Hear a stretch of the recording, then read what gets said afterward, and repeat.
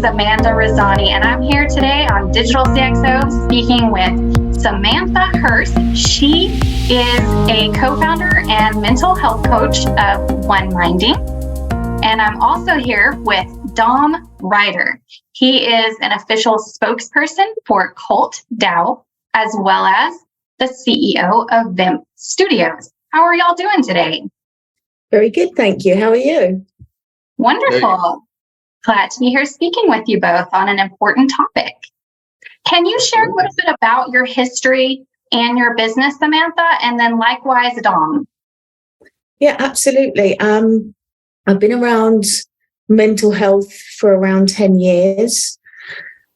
That I kind of fell into it through having my own struggles. So previously to that, I was actually in natural health care. I had a natural health care clinic. And then I found that I came across my own mental health problems and I had to completely stop what I was doing. I mean, I lost my business. I lost a lot of things in my life. And over a course of a number of years, I found what I teach now, which is incredibly helpful. It's called the 3 Principles, and it completely transformed my life when I found it. And so then I decided that that would be the direction I would go in, that I would train in the 3 Principles, and then I would bring that to the world. So yeah, that was around 10 years ago. And One Minding was started around 18 months ago via a connection that I have within the cryptocurrency world, and a wonderful woman named Gemma. And we decided that she also had found the principles and it had changed her life, and that we would come together and we would create something that was free for the world, that we could actually share something that was really profound, really impactful, and really made a difference. And we realized for both of us, we both lost our businesses. We both lost, our money. Everything went away when we had mental health problems, and it's really a big thing. And people don't realize it's not just that things happen with your mind; it's the fact that the structure of your life breaks down as well. And so our aim is that somehow we created this project, and it will always be free, and we will change people's lives. So it's a lovely thing that we're doing. And through that, we've met Dom, we've met people in Cult DAO, and we've had a lot of help. So we're very grateful for that. Wonderful. Dom? You've overshadowed me there. My background isn't quite that. Mine is very traditional, boring in terms of finance. So I started out, when would it have been? 2013, 2014, as a stockbroker and then derivatives trader. I worked for a company called St. James's Place Wealth Management here in the UK, which is a FTSE 100 wealth manager, as an associate partner there. And then I moved into venture capital, but all of the, again, more boring stuff. We didn't even invest into like blockchain or tech. We invested into asset-backed businesses. So where people were trying to find the next Google, we were investing into care homes, pubs, hotels, children's nurseries, anything that had a property behind it. And I was always interested in crypto and blockchain. And then that got me into sort of metaverse, which is, although virtual property investing and virtual assets, it is still asset-backed all the same, even if they are virtual, however way that works. So that got me starting my first protocol, Vemp. And from there, we were involved with Unicrypt, which is a launch pad, and we were a incubated launch through them. And so I kept in touch with the Unicrypt team and kept in touch with everything that was going on with them. And Cult DAO launched through Unicrypt, and I was contacted beforehand to be what is called in the cult community a guardian. So there's 50 guardians, and we are allowed to submit proposals, and then everybody who is not a guardian is a member of the many, and they vote on the proposals put forward by us, but we can't vote ourselves. So it's a way of democratizing and sort of making the investment world more of a meritocracy, in the fact that the people who have the largest stake, unlike shareholder capitalism, they don't actually make the decisions. They propose them to everybody else, and it's the will of the many that decides. So, yeah, that's my background and how I came into contact with Cult DAO and Sam and Moles here. Wow, that is so very interesting and a different approach. So I think that is a great way to lead into the fact that it's amazing when you think about it. Technology is all about the humans behind the technology. So just like with many parts of technology, the output is only as good as the input. So that leads us to mental health wellness. And with that, I'd like to ask, statistics say that in the wake of the pandemic, mental health has suffered noticeably, with anxiety and depression up significantly, according to WHO. So why is it so difficult for many people in need to access conventional mental health care services? Well, the number one reason is financial. I mean, if you're wealthy in the UK there, you have private healthcare, you get checked straight into a facility where you can spend a month getting the best care in the world. Unfortunately, if you're not, you can wait 3 months just to see somebody. And that can be for people, I can only speak for the UK because that's where I'm based, but, that can be people in real crisis can have to wait a long time. And I see them, I have contact with these people, and there just isn't a quality of care there. So I think finances definitely comes into it. I think the system is actually broken also. I don't think that even when they can get the care, is it adequate? It's almost like a sticking plaster. It's not necessarily dealing with the root cause. And it may be that when they do get the care, they may get 6 sessions with a therapist or group therapy for 12 sessions. And actually what's lacking is this connection, this care, this need for people to be listened to. What we teach with One Minding is definitely revolutionary. It's definitely something that is very different for the mind. I think people would have to listen to that to find out, rather than me talk for an hour about what it is. But it really can make a huge difference. And I think just listening to what we do is incredibly profound and life-changing. But when people can actually have contact with us, which is the aim, at the moment, people can have that, but it isn't set up. But that's what we're looking to do. When it's set up for people then can directly get in touch with us and do live courses, then I think that's going to make a real difference. So, we're just 2 women that have come together and are trying to provide something that can really help the mental health of the world. I mean, you said 25%. I would say it's a lot more. I would say there's so many people that are suffering that don't say that they're suffering, that hide it, as well as, so you've got the bandwidth of people that may be a bit stressed and have some anxiety to full-on mental breakdown, psychosis, schizophrenia. So, mental health is such a broad term for such a range of diagnoses.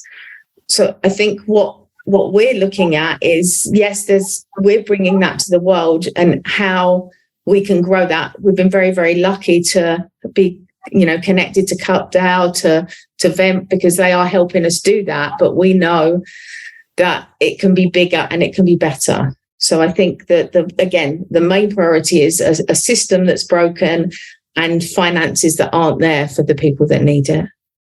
Well, I appreciate you bringing that service to the world. And that leads to the next question.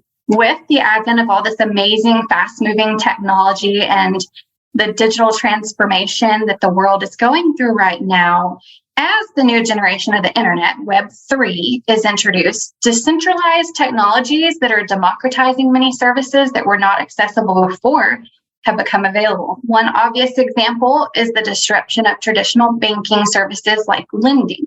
However, blockchain can also be used for supply chains of information and revolutionize the way that data on clinical research is collected, tracked, and shared.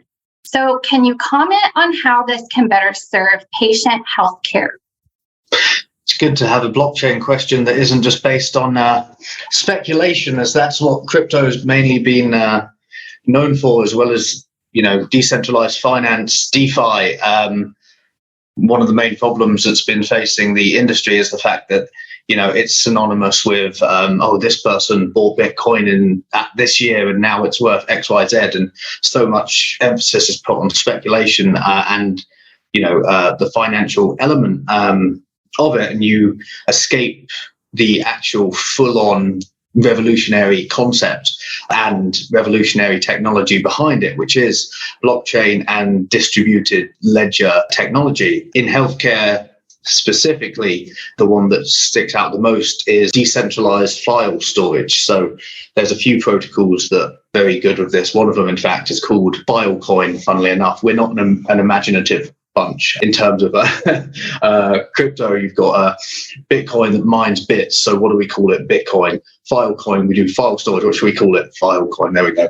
But yeah, so essentially, just like with any sort of interaction and any sort of let's say accident or any sort of data hack or data storage, the failure point is always 90% of the time with the human behind it, whether that be dropped USB stick or a phishing email, even though it may not be their fault if, they did get unfortunately hacked or click on the wrong link. At the end of the day, there is somebody who gives a file or a Trojan horse or a virus permission to access certain files, certain data, and that can cause a whole host of problems, especially amongst the healthcare profession, where if you're dealing with a lot of vulnerable people and suddenly you expose all those vulnerabilities to the world, then that's not going to have a good impact on their personal well-being. So one of the uses of blockchain technology specifically in healthcare is the fact that you can take away the human interaction and you can code and automate the access and the encryption of data onto the blockchain. So once you actually upload this data to the blockchain, it's there forever. And a lot of people just think of crypto for what it was known for in the old days of, people think crypto, they think like money laundering, or they think of like illegal things, because you get like, again, with some hacks, they'll say, pay us 1 Bitcoin and we will, allow you back in. But in reality, what people don't understand about DeFi crypto in particular is that it was built and is designed to actually be more transparent than the current banking and financial system, because if you give your $50,000 to HSBC, funnily enough, I saw an article today that they've banned people from using credit cards for any crypto transaction. So you give your 50 grand to HSBC and then you can no longer see what they do with your money. In the meantime, they set aside money to pay money laundering fines every year, knowing that they'll get caught doing it, which is crazy how they don't allow crypto because of money laundering, but they'll set aside money to pay money laundering fines. So with the blockchain, every single transaction, every wallet is put onto a distributed ledger in order for it to be seen by anybody. So if I put my money onto the blockchain, you can follow that money wherever it goes. You know exactly who has it. The only thing that you can't see is the name of the person who owns the wallet. So this is where the sort of revolutionary technology behind blockchain gets lost by the speculation, in the fact that it was there and created to take away the problems of the financial system, but of almost every industry that you can equate that to, which is to take away a central power figure, obviously with banking, with finance, but also with the fact that any human, any pilot, 99% of plane crashes are from human error. And it's almost the same with any industry and any problem. It makes it seem that you're just trying to apply blockchain to every problem. It's not necessarily about that, but it is about the fact that if you can automate and take human error out of as many interactions as possible, then you are almost certainly going to have a more foolproof system. So I think that is definitely with healthcare, one of the main areas that's being revolutionized by blockchain. So it's permanently there. Once it's on the blockchain, it's permanently there. And it's amazing that the technology of blockchain how much further that has helped in the business industry than just the cryptocurrency itself.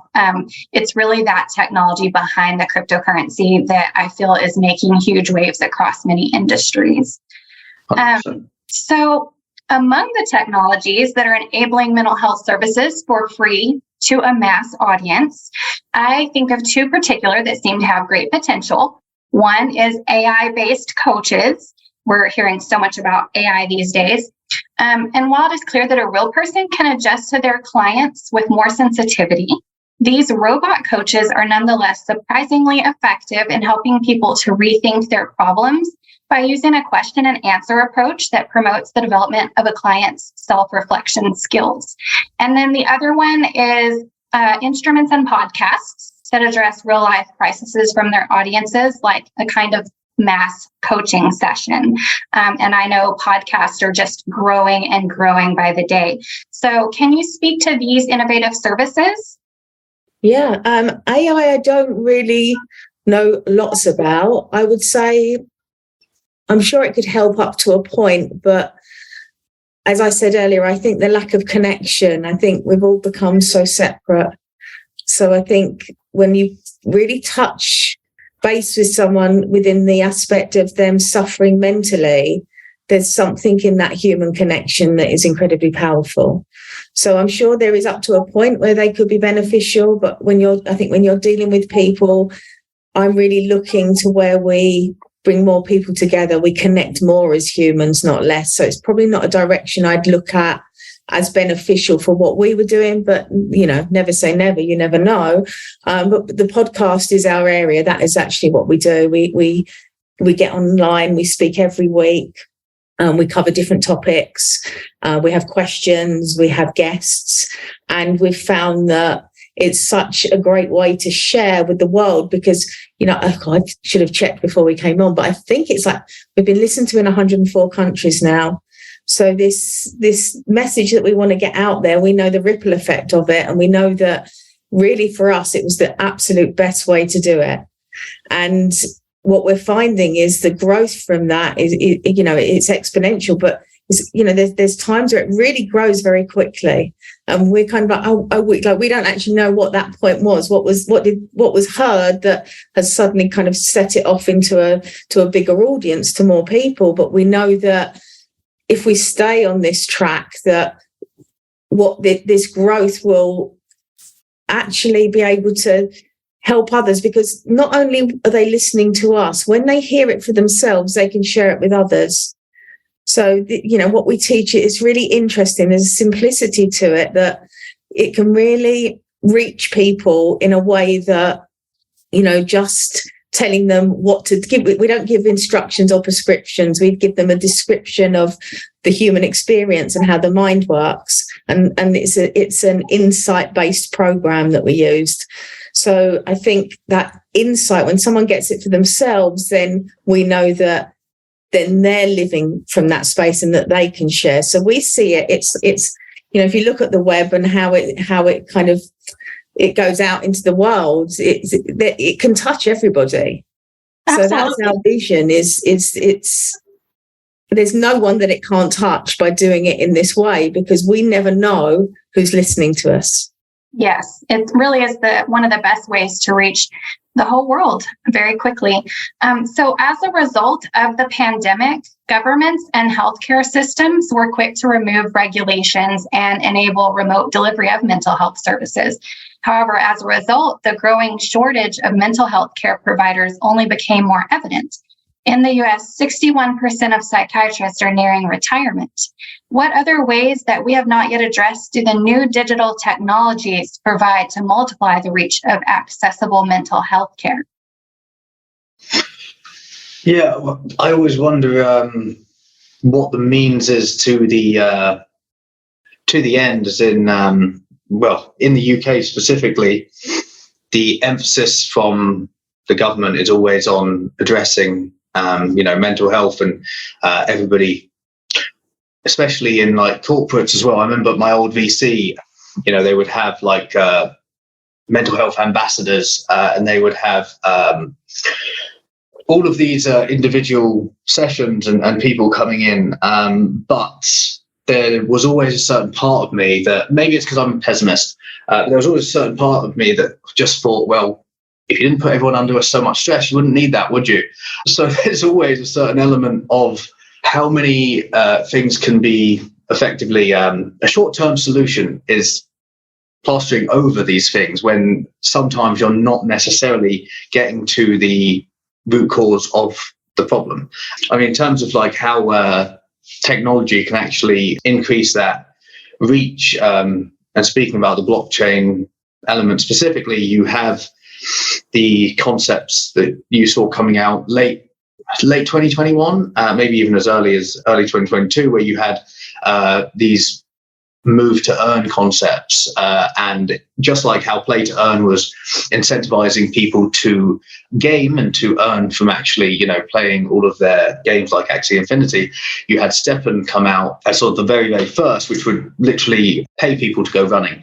And these sort of concepts are brand new, so there's a lot of problems with them. The immediate thinking is obviously, if you're just paying people to run, then how sustainable is that model? So you need to have all of these things in mind when you're creating it, because with crypto in particular, and with any sort of economy, you need to be very cautious on the amount that you give out and put away versus the amount that you extract, because that's the exact reason why we're currently seeing inflation around the globe, is central banks printed so much money that you had a 30% of US dollars in existence were printed in the past 3 years compared to the past century, and to think that won't inflate the supply and therefore decrease the value is ludicrous. So the same thing is exactly the same when you're incentivizing people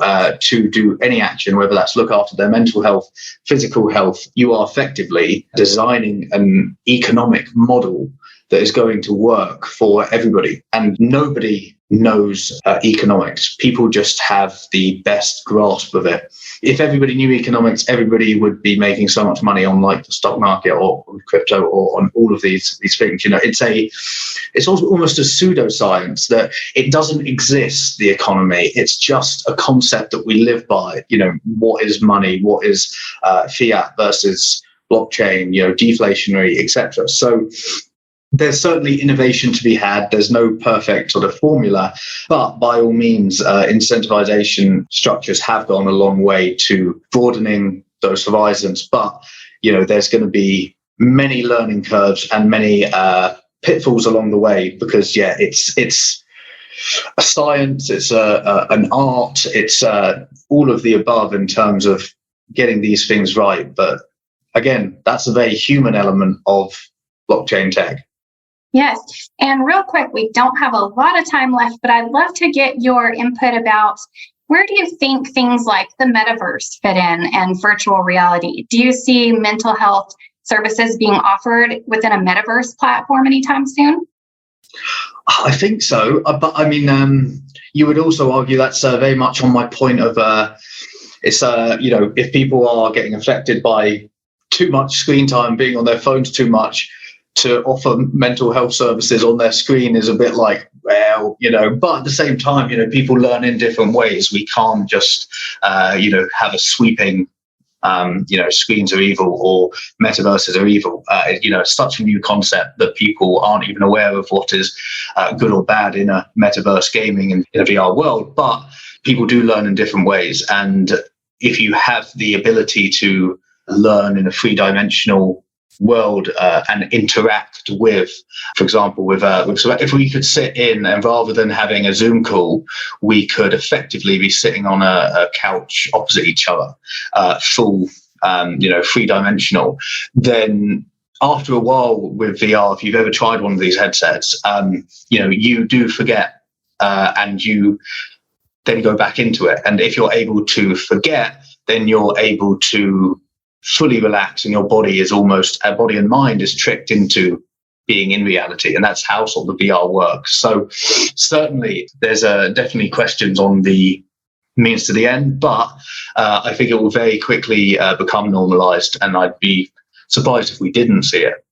Absolutely. Well, I want to thank you both for coming on today and speaking about the importance of mental health awareness and how technology is helping to expand the reach of services to the world. Thank you again so much.